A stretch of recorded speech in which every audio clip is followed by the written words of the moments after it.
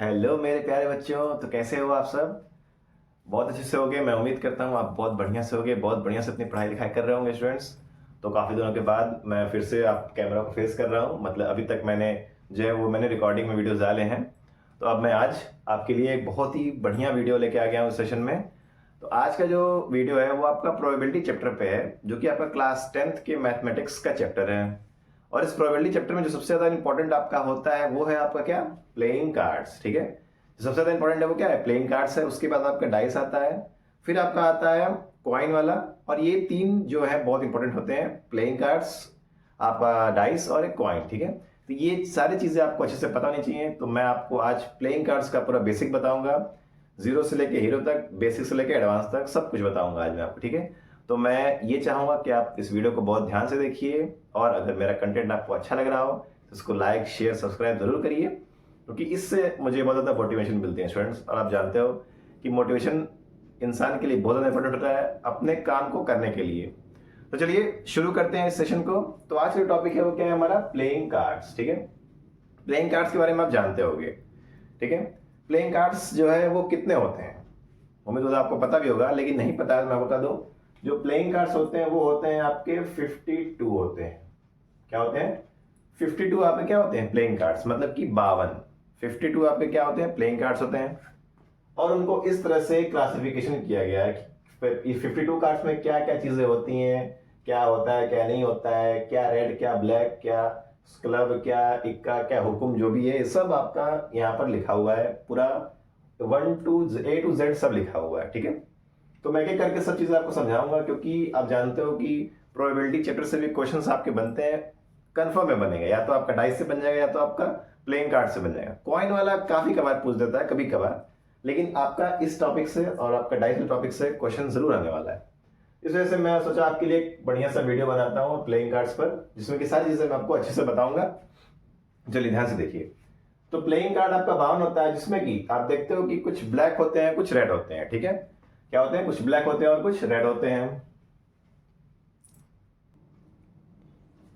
तो स्टूडेंट्स मैं क्या बता रहा था कि जो प्लेइंग कार्ड्स होते हैं उसमें ब्लैक कार्ड मतलब ब्लैक कलर के कार्ड भी होते हैं और रेड कलर के कार्ड होते हैं। मतलब कि जैसे कि देखिए इस टाइप का, देखिए ये आपका क्या है, ये रेड कलर का, देखिए रेड सब रेड लगा है ना, तो ये क्या है, ये रेड वाला कार्ड है।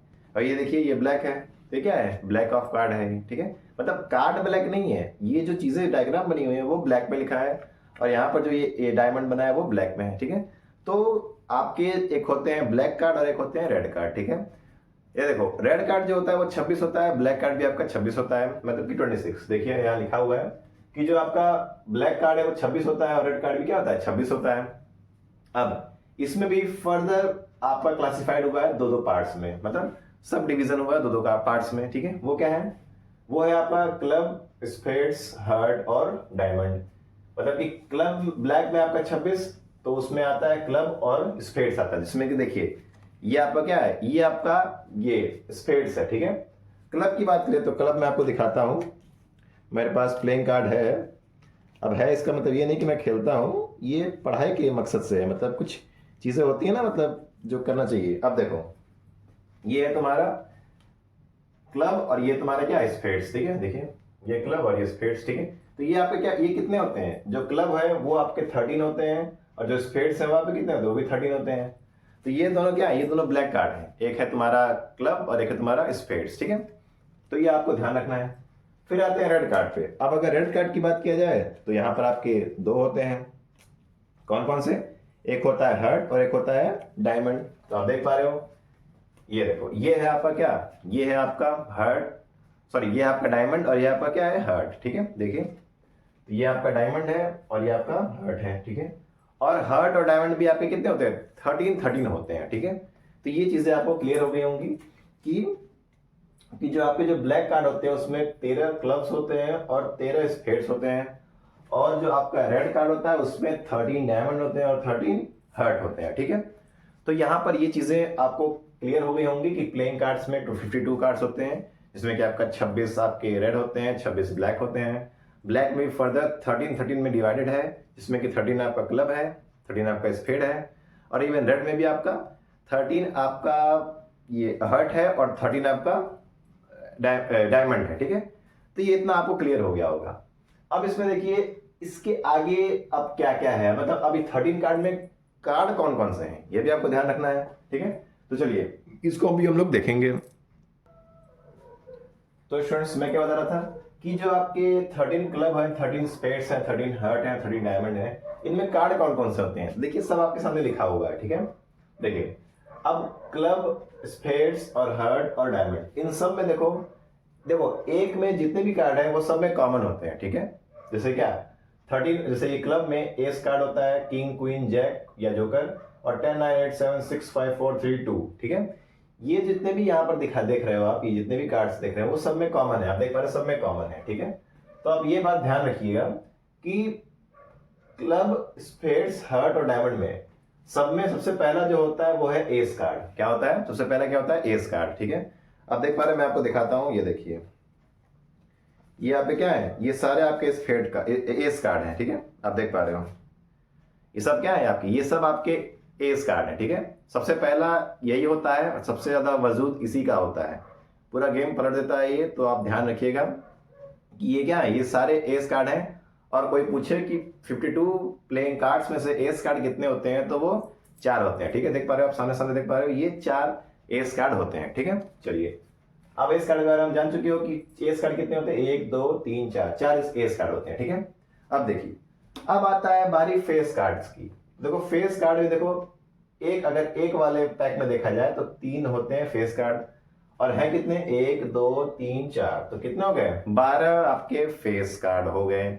इसकी मैं आपको दिखाता हूं, देखिए ये देखिए ये सब क्या है आपके, ये सब आपके फेस कार्ड है, ठीक है। देख पा रहे हो ये पूरे कितने हैं, पूरे 12 हैं, ठीक है। अगर इसको अच्छे से दिखाया जाए तो ये पूरे कितने हैं 12 हैं। अगर आपके पास प्लेइंग कार्ड्स होंगे तो आप इसके बारे में देखिएगा निकाल के, ये पूरे ऐसे 12 होते हैं, ठीक है। कितने होते हैं 12। तो आपके यहाँ पर 12 फेस कार्ड होते हैं, ठीक है। किंग क्वीन और जैक, ठीक है। हर एक पैक में आपको किंग क्वीन और जैक मिलेगा, चाहे वो क्लब हो, चाहे वो स्पेड हो, चाहे वो हार्ट हो, चाहे वो डायमंड हो, ठीक है। सब में आपको किंग क्वीन या जैक या जोकर मिलेगा, ठीक है। अब ये तो समझ गए आप कि एस कार्ड सबसे पहले, उसके बाद किंग क्वीन फिर जैक, ठीक है। अब उसके बाद आता है 10 से लेकर 2 तक क्या नंबर्ड कार्ड, ठीक है। जो कि मैं यहाँ पर देखिए ये यहाँ पे क्या है, ये सब आपके नंबर्ड कार्ड है, ये सब आपके नंबर्ड कार्ड है। जितने भी यहाँ पर देख पा रहे हो क्या, ये सब आपके नंबर्ड कार्ड है, ठीक है। देख रहे हो ये सब आपके नंबर्ड कार्ड है। मतलब क्या, इन सभी कार्डों पे नंबर चढ़ा हुआ है। कैसे कैसे नंबर, 10 9 8 7 6 5 4 3 2, ये सब क्या है, ये सब आपके नंबर्स हैं, ठीक है। अब ये एक सवाल उठता है कि सर नंबर्ड कार्ड कितने होते हैं, जैसे एस कार्ड 4 होते हैं, फेस कार्ड 12 होते हैं, तो नंबर्ड कार्ड कितने होते हैं। अब देखिए 1 2 3 4 5 6 7 8 9, 9 ये हो गए, और 1 2 3 4, तो 9 4 जा 36, तो 36 आपके क्या होते हैं नंबर्ड कार्ड होते हैं, ठीक है। ये बात ध्यान रखिएगा कि 36 क्या होते हैं नंबर्ड कार्ड होते हैं। सबकी गिनती आपको पता होनी चाहिए कि एस कार्ड कितने होते हैं, फेस कार्ड कितने होते हैं, नंबर्ड कार्ड कितने होते हैं, क्योंकि सवाल भी ऐसे ही पूछता है कि find the probability of getting an ace card, find the probability of getting a numbered card, find the probability of getting red of face card या red of heart of face card, ऐसे सवाल पूछेगा आपसे, ठीक है। इसलिए मैं आपको बता रहा हूँ कि ये सब आपके क्या होनी, ये पता होनी चाहिए कि क्या क्या चीजें हैं, ठीक है। मैं आपको लिख भी देता हूं, देखिए ये है आपका फेस कार्ड, ये यहां से यहां तक क्या है, ये है आपका फेस कार्ड, ठीक। और सब में ये कॉमन है, ठीक है, सब में ये कॉमन है फेस कार्ड, ठीक है। ठीक है सब बच्चों, समझ में आ रहा होगा आपको। ये सब क्या है, ये सब आपके फेस कार्ड है, ठीक है। ये एस कार्ड, ये फेस कार्ड, और ये जो आपका आता है ये क्या है, ये आपका नंबर्ड कार्ड है। क्या है, नंबर्ड कार्ड या कार्ड्स, नंबर्ड कार्ड्स, ठीक है। मतलब कि ये ऐसे कार्ड्स हैं जिनमें क्या, जिसपे आपके नंबर चढ़े हुए हैं, ठीक है, या नंबर छपे हुए हैं।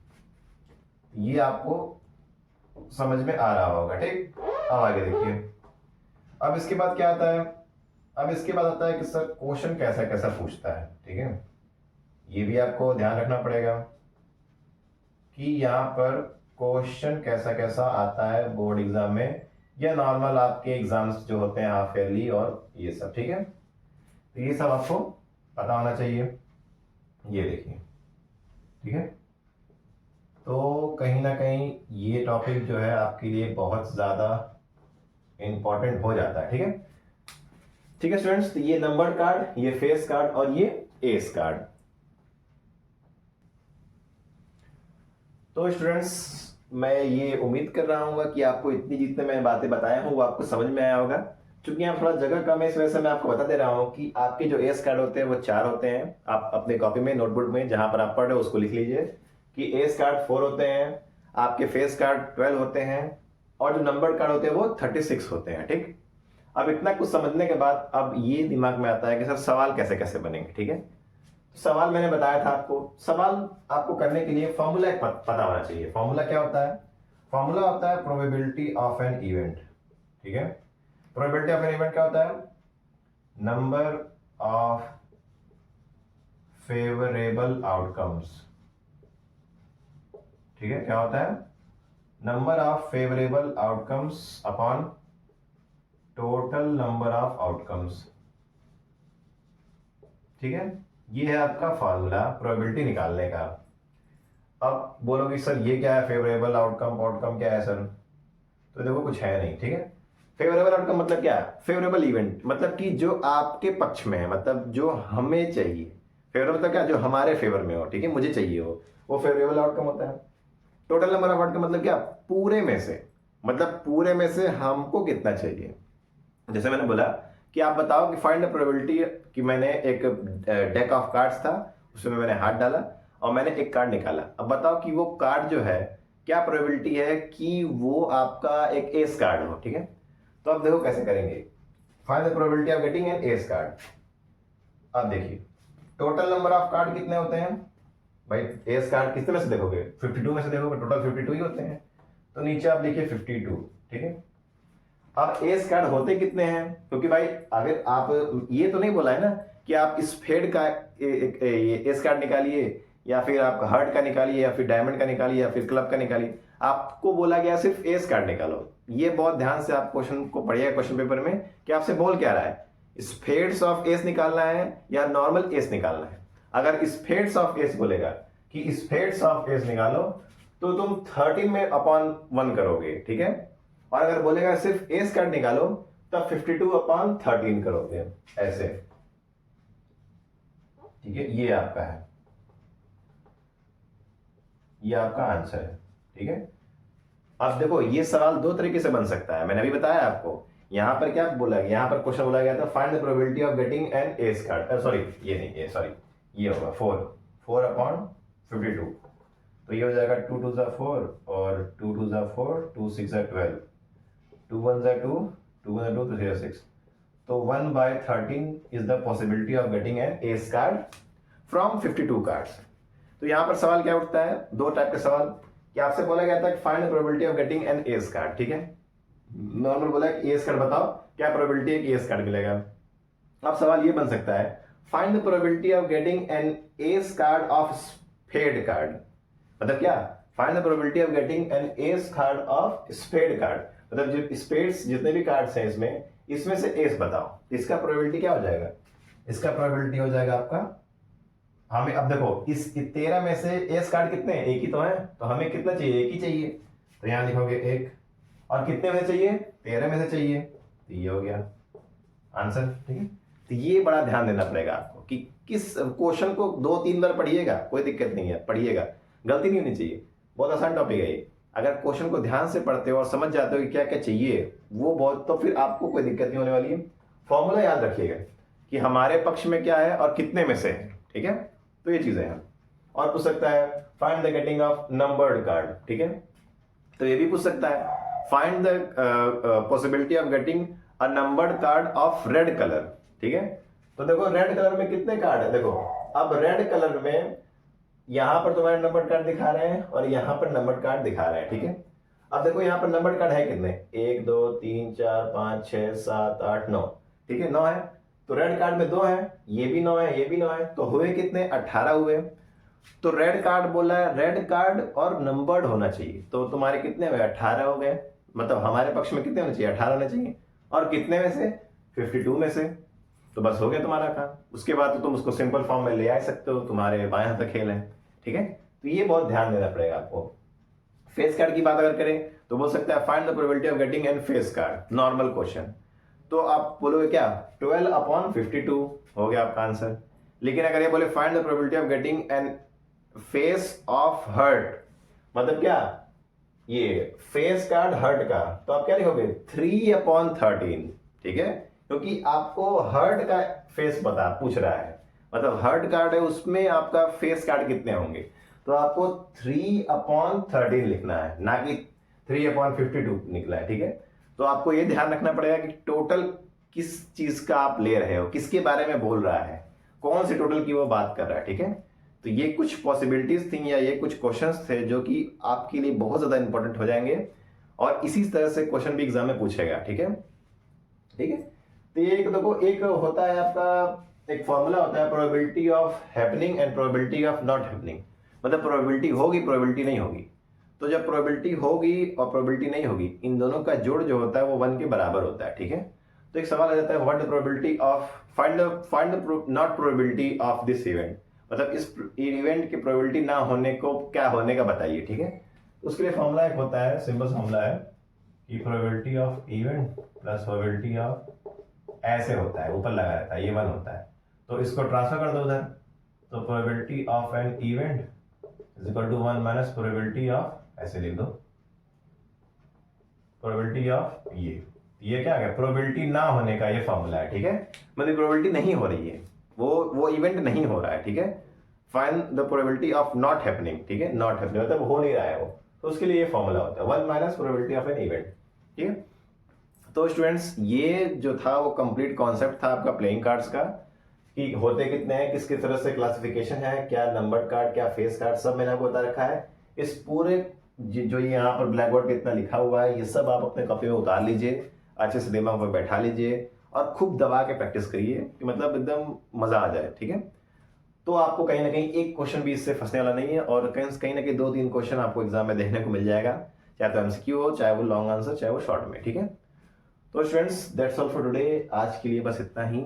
मैं वादा करता हूँ आपसे, या फिर वादा क्या करना है, मेरा तो काम ही यही है, अगली बार मैं आपके लिए डाइस का लेके आऊँगा और उसके बाद अगर डाइस में ही मैं हो सके तो इंक्लूड कर दूंगा कॉइन वाला भी, ठीक है।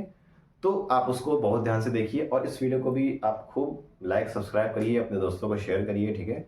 आपके प्यार का, आपके बहुत ही ज़्यादा खूबसूरत कमेंट्स का मुझे इंतज़ार रहेगा, ठीक है। तो कमेंट ज़रूर करिए और चैनल को सपोर्ट करिए, ताकि सपोर्ट से ही हमें मोटिवेशन मिलेगा कि मैं इस तरह से खूबसूरत वीडियो आपको दे सकूँ, ठीक है। चलिए तब तक के लिए आप अपना ध्यान रखिए, अपने माता पिता का ध्यान रखिए, पढ़ाई करते रहिए students. Very very thank you.